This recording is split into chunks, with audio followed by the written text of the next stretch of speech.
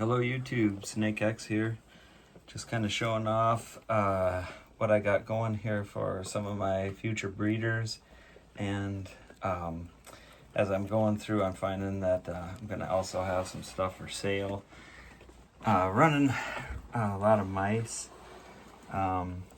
because with the potential hatchlings coming,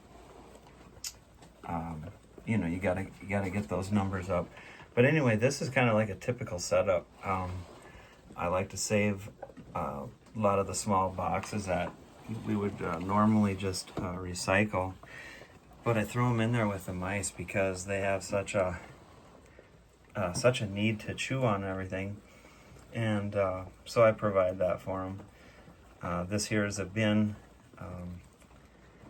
that I have. I sold about half of it, so I got a guy coming to pick those up. But you know, just kind of like a typical thing here. Here's some ASFs I got running. In this in this size breeding tub, I do a 1.2. I find that if you do any more females, the numbers, they just there just gets to be too many, and I think the animals kind of suffer from it. So I just do a 1.2, and I got 25 boxes of these things, and so that's kind of a typical setup. You know, these things, especially these ASFs, they have such a need to chew, and you know, I provide that for them. Yeah, it's something extra, it takes extra time, but I really feel like the animals benefit from it. They're real easy to handle. I feel like they get all that chewing out of their system. Hey there, little fella. Anyway, here's a typical mouse setup. Kind of peeking back there. So, yeah, just kind of showing off my rodent room. Got some of these guys too. And I also give the rats boxes also. I just feel it's essential. I've been raising gerbils and hamsters since I was a little kid. And I always gave them toilet paper tubes and all this jazz. And it's just something I do. It's quirky. But I really think they like it, you know. So, anyway, just kind of showing off maybe. I do got a lot of these. I could be, I have enough that I could be selling some of the extra females. Because right now I'm running too many. But then I like to kind of thin them out, you know, just by the way they look, you know, their health. Speaking of the females here, so I'll do run higher numbers, and then I always got some to sell. So, but yeah, nothing special except that box and some sunflower seeds. So, yeah. So just a little peek into SnakeX's operation.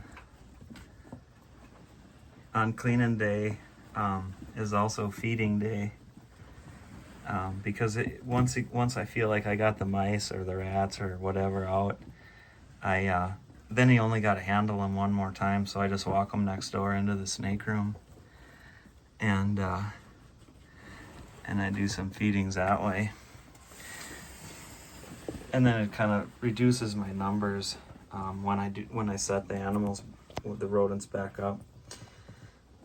So I'm kind of always taking away from those numbers, so that they're never really overpopulating the tubs. And if you've ever bred rodents, holy smokes, if you have too many of them and you do that once a week cleaning, you really got a mess, and I think the animals suffer from it. So you know, this whole thing, keeping snakes and raising your own rodents, it's a balancing act for sure. You know, I mean, just looking at this thing, it's just mice and ASFs and it just goes on, you know. And so, but that's what you gotta have, you know.